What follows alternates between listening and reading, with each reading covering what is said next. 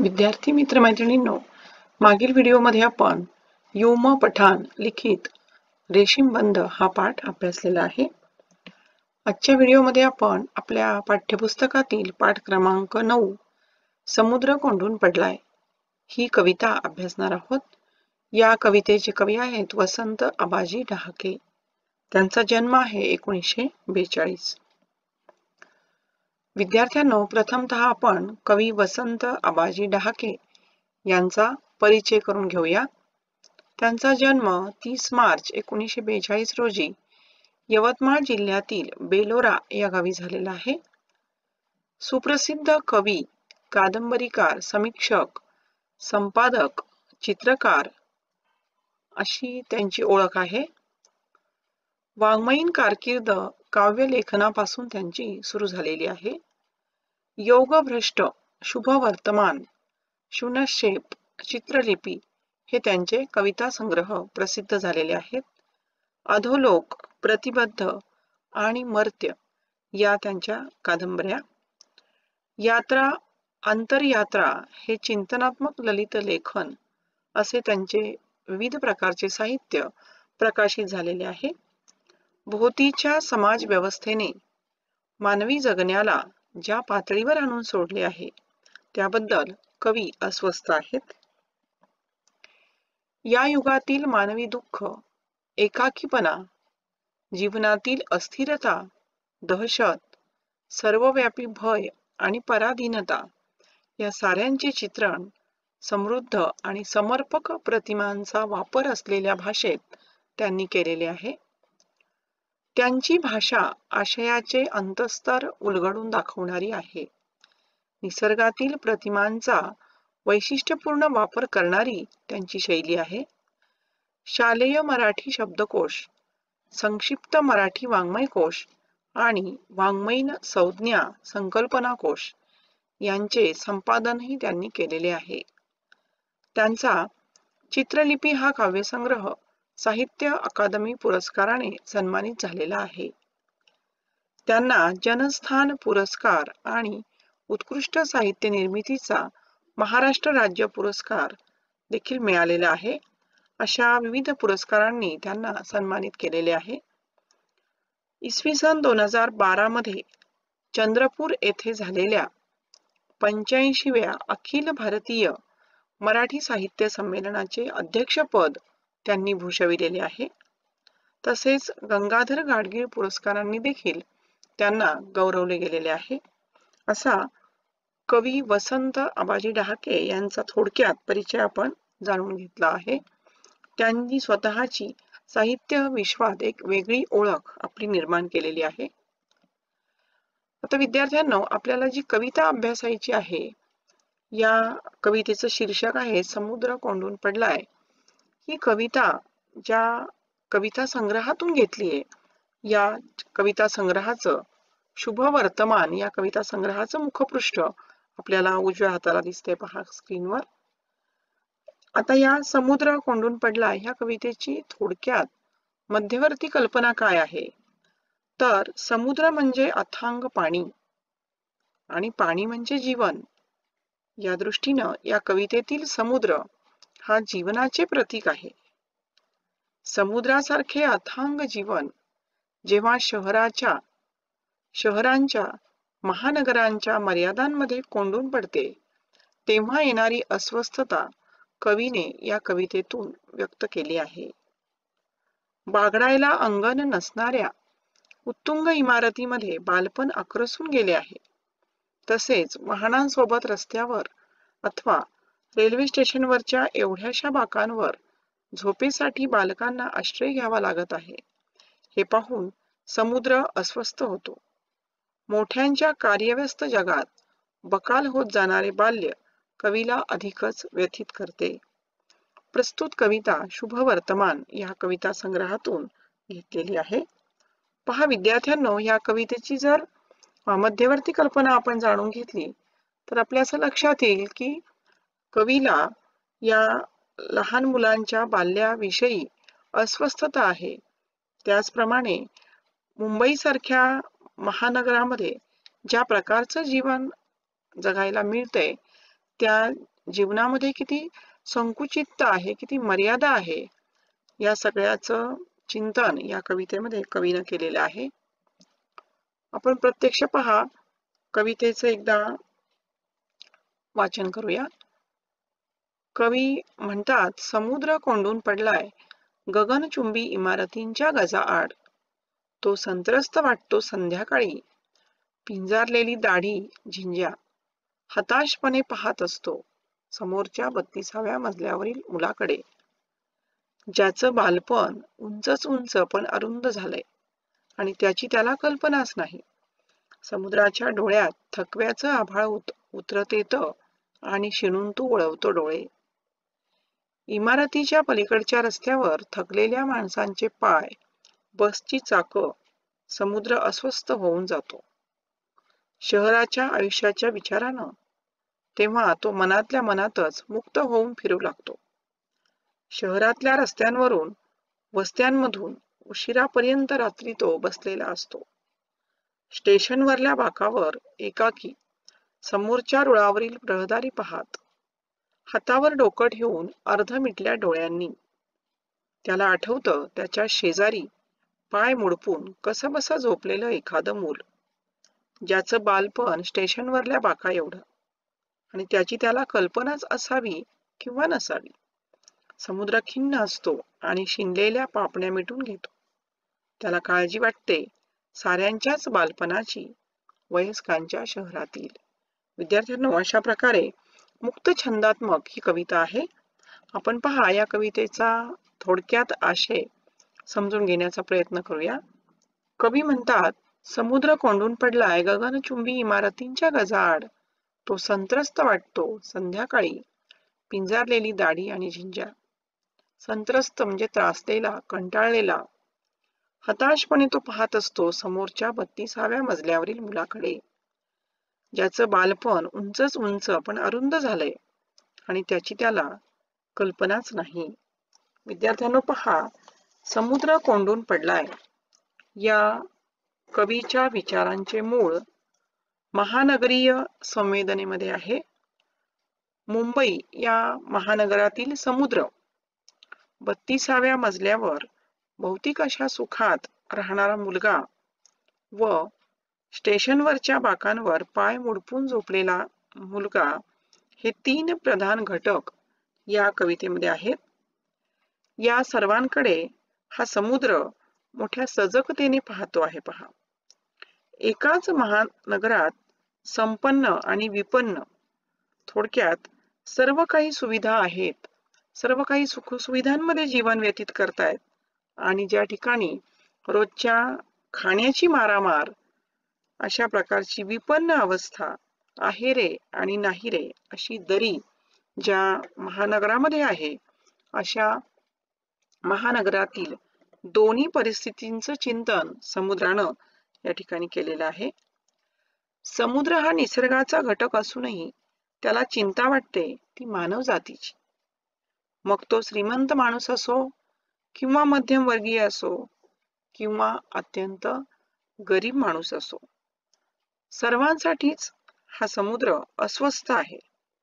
तो संत्रस्त वाटतोय संध्याकाळच्या वेळी, म्हणजे अगदी कंटाळलेला, उबग आलेला, थकलेला वाटतो.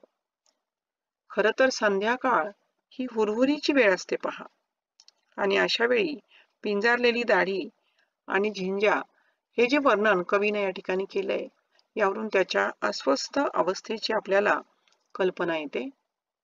कवी म्हणतात की हा समुद्र जेव्हा 32व्या मजल्यावरील मुलाला सुखात असलेला पाहतो आणि ह्या गगनचुंबी इमारतीत, अगदी गगनाला भिडणारी इमारत, उंचच उंच इमारती, आणि ह्या इमारतीच्या 32व्या मजल्यावर आपण खूप सुखात आहोत, खूप मजेत आहोत, असं जर त्या मुलाला वाटत असेल तर आपण जगतो, आपण जे जगतो आहोत तेच आपलं आदर्श जगणं आहे असंही त्याला मुलाला वाटत असेल. पण या ठिकाणी कवीला मात्र या ठिकाणी त्याच्याविषयी काळजी वाटते, कारण या 32व्या मजल्यावरील मुलाचं बालपण अरुंद झालंय असं कवीला वाटतं. त्या मर्यादित जागेमध्ये त्याचं बालपण छोट्याशा जागेत कोंडलं गेलं आहे, बंदिस्त झालं आहे. परंतु त्या मुलाला मात्र त्या गोष्टीची कल्पनाच नाही. ही खऱ्या अर्थानं खेदाची गोष्ट आहे. पहा विद्यार्थ्यांनो, आपण जर विचार केला तर बालपण म्हणजे मनमोकळेपणानं खेळणं, बागडणं, स्वच्छंद मनमोकळा विहार, सवंगड्यांबरोबर मजा मस्ती करणे, हे खरं तर बालपणाचं खरं रहस्य. परंतु महानगरामध्ये राहणाऱ्या आणि गगनचुंबी इमारतीच्या 32व्या मजल्यावर, त्याही पेक्षा उंचच उंच मजल्यांवर राहणाऱ्या मुलांना या गोष्टीची माहितीच नाही आणि त्यांचं जग हे खऱ्या अर्थानं मर्यादित झालेलं आहे. आता अशा प्रकारे एखाद्या ठिकाणी बंदिस्त स्वरूपाचं अरुंद असं बालपण त्याला अनुभवावं लागतंय आणि ह्या कोंडलेपणाचा परिणाम त्याच्या आरोग्यावर होत असतो, त्याच्या शारीरिक, मानसिक, बौद्धिक आणि भावनिक विकासावर देखील या गोष्टीचा परिणाम होत असतो. इमारती उंचच उंच आहेत, प्रगती आहे, श्रीमंती थाट आहे, परंतु बाल्य मात्र कोमेजलं जाते, बाल्य मात्र खुजं होते. हे पाहून समुद्राच्या डोळ्यामध्ये मात्र काय दिसते आपल्याला, तर थकव्याचं आभाळ उतरताना दिसते. आणि म्हणून कवी म्हणतात, ज्यांचं बालपण उंचच उंच पण अरुंद झालंय आणि त्याची त्याला कल्पनाच नाही, आणि हे पाहून समुद्राच्या डोळ्यात थकव्याचं आभाळ उतरत येतं आणि तो शिनून तो वळवते डोळे. इमारतीच्या पलीकडच्या रस्त्यावर थकलेल्या माणसांचे पाय आणि बसची चाकं. पहा आता कवी या ठिकाणी म्हणतात की समुद्र ही अवस्था पाहून त्याच्या डोळ्यामध्ये थकव्याचं आभाळ उतरलंय आणि मग त्यानं आपली नजर दुसरीकडे वळवलेली आहे. इमारतीतील मुलांकडून समुद्र नजर रस्त्यावर वळवतो, तर तिथे त्याला काय दिसतंय, तर थकलेल्या माणसांचे पाय व बसची चाकं. पहा आता बसची चाकं आणि थकलेल्या माणसांचे पाय हे कशाचं प्रतीक आहे, तर माणसांचे थकलेले पाय म्हणजे दिवसभर पोटासाठी वणवण करणारी माणसं, बसच्या चाकाप्रमाणे ही माणसं जीवनचक्रामध्ये टिकण्यासाठी, आपला टिकाव लागण्यासाठी दिवसभर धावपळ करत असतात, दिवसभर अस्वस्थ असतात, वणवण करीत असतात. आता पहा, हे पाहून समुद्र अस्वस्थ होऊन जातो शहराच्या आयुष्याच्या विचाराने. तेव्हा तो मनातल्या मनातच मुक्त होऊन फिरू लागतो. शहरातल्या रस्त्यांवरून, वस्त्यांमधून उशिरापर्यंत रात्री तो बसलेला असतो. स्टेशनवरल्या बाकावर एकाकी, अगदी एकटा, समोरच्या रुळावरील रहदारी पाहात, हातावर डोकं ठेवून अर्धमिटल्या डोळ्यांनी त्याला आठवतं त्याच्याच शेजारी पाय मुडपून कसबस झोपलेलं एखादं मूल, ज्याचं बालपण स्टेशनवरल्या बाका एवढं, आणि त्याची त्याला कल्पना असावी किंवा नसावी. समुद्र खिन्न असतो आणि शिंदलेल्या पापण्या मिटून घेतो. त्याला काळजी वाटते ती साऱ्यांच्याच बालपणाची, वयस्कांच्या या शहरातील. पहा आता गगनचुंबी इमारतीच्या 32व्या मजल्यावर कोंडून पडलेलं अरुंद झालेलं बालपण ही झाली महानगराची शहरातील एक बाजू, तर चाळी, झोपडपट्टी ही झाली महानगराची दुसरी बाजू. समुद्राला दोन्ही प्रकारच्या जीवनाबद्दल चिंता वाटते. माणसांना घेऊन जाणारी धावणारी रेल्वे हातावर डोके ठेवून मिटल्या डोळ्यांनी पाहताना समुद्र तिथल्याच एका बाकावर जेव्हा विसावतो, भीतीनं अंगावर काटा यावा तसा समुद्र हादरून निघतो. कारण शेजारीच त्याला असं दिसतं की एक लहान मूल पाय मुडपून कसबस झोपलेलं आहे. आता पहा आपल्या कवितेच्या शेजारी, म्हणजे आपली जी कविता दिसते आपल्याला स्क्रीनवर, त्याच्या शेजारी एक चित्र आहे पहा. तर या चित्रामध्ये उंच उंच इमारती सुद्धा दाखवल्या आहेत आणि त्याच्या शेजारीच एक लहान मूल बाकावर झोपलेलं दिसते आणि त्याला पाहून समुद्र अस्वस्थ झालेला आहे. ही अवस्था खऱ्या अर्थाने चिंता करायला लावणारी आहे. त्या मुलाला बालपण म्हणजे काय, आपलं बालपण आपण कसं जगायचं याची कल्पनाच नाही.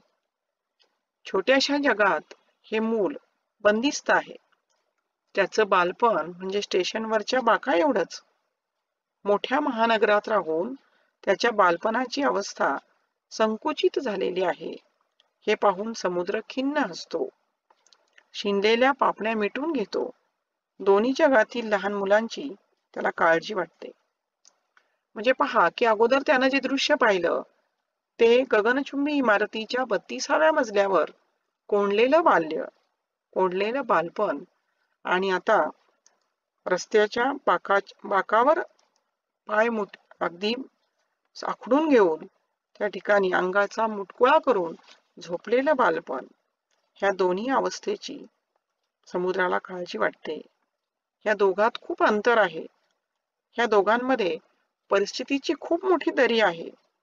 पण त्यांची काळजी जी आहे ही काळजी खऱ्या अर्थानं विचार करायला लावणारी आहे. ज्या वयामध्ये खेळायचं, बागडायचं, विकासाचं वय आहे, त्या वयामध्ये दोन्ही प्रकारच्या भिन्न अवस्थेत सुद्धा हे बालपण कोंडलेलं दिसतंय आणि ही विचार करायला लावणारी गोष्ट आहे. आणि म्हणून या ठिकाणी कवी म्हणतात त्याला काळजी वाटते साऱ्यांच्याच बालपणाची, वयस्कांच्या शहरातील. आता या ठिकाणी वयस्क म्हणजे वयस्कर व्यक्ती या अर्थानं हा शब्द वापरलेला नसून, वयस्क म्हणजे वयानं तर मोठे असा अर्थ होतोच, पण त्याचबरोबर ज्यांच्या हातामध्ये या महानगराची राजकीय, सामाजिक, सांस्कृतिक सत्ता आहे, अशा सर्वांचा उल्लेख करून कवीनं या ठिकाणी त्यांना विचार करायला लावणारी ही गोष्ट आहे असं या ठिकाणी वाटतंय. सामाजिक संवेदनशीलतेचं उत्कट चित्र समुद्राच्या रूपकातून कवीनं या कवितेमध्ये मांडलेला आहे. तो महानगरात होणाऱ्या बदलांचा साक्षीदार आहे. विद्यार्थ्यांनो पहा, ही जी कविता आहे वसंत डहाके यांची साधारणपणे 1987च्या कालखंडातील कविता आहे. तेव्हा मुंबई हे महानगर झालेलं होतं. परंतु विद्यार्थ्यांनो, आता जर आपण विचार केला तर जी अवस्था 1987 मध्ये मुंबई महानगराची होती, कमी अधिक फरकानं शहरीकरण ज्या वेगानं होते त्याचा जर विचार केला तर सर्वच मोठ्या शहरांमध्ये अशा स्वरूपाची परिस्थिती आज निर्माण झालेली आपल्याला दिसते. शहरांचा विकास झालाय, जग जवळ आलेलं आहे, परंतु इंटरनेट मोबाईलच्या विळख्यात लहान मुलांचं बालपण मात्र चिंता करायला लागणाऱ्या अवस्थेमध्ये आहे. मुलांची जी काळजी आहे ती काळजी अधिक करायला लावणारी ही वस्तुस्थिती आहे. आणि म्हणून या ठिकाणी समुद्र हे जीवनाचं प्रतीक असलेलं, हा अमर्याद असलेला समुद्र हा बंदिस्त झालाय महानगरामध्ये आणि त्याची चिंता दिवसेंदिवस वाढू लागलीये. तशीच परिस्थिती सर्वत्र होताना आपल्याला दिसतेय. आणि म्हणून खऱ्या अर्थानं ही कविता प्रत्येकाला विचार करायला लावणारी आहे. म्हणजे या ठिकाणी मूल हे कोणत्याही परिस्थितीतलं असलं, कोणत्याही अवस्थेतलं असेल, कोणत्याही घरातलं असेल, परंतु त्याचं बालपण हे मोकळेपणानं त्याला जगू दिलं पाहिजे. त्याचं बाल्य हे संकुचित होता कामा नये, अरुंद होता कामा नये, बालपण बंदिस्त होता कामा नये. त्याचा जर मनमोकळा विकास झाला तर त्याचं व्यक्तिमत्व फुलणार आहे, असा संदेश देणारी ही कविता आहे आणि आपल्याला विचार करायला लावणारी ही कविता आहे. तर विद्यार्थ्यांनो, अशा प्रकारे कवी वसंत आबाजी डहाके यांच्या कवितेतील आशय आपण थोडक्यात जाणून घेण्याचा प्रयत्न केलेला आहे. ही कविता पुन्हा एकदा शांतपणे वाचायची आहे आणि कवितेच्या खाली पाठ्यपुस्तकात दिलेला जो कृती स्वाध्याय आहे तो देखील आपण आपल्या वहीमध्ये सोडवायचा आहे. धन्यवाद.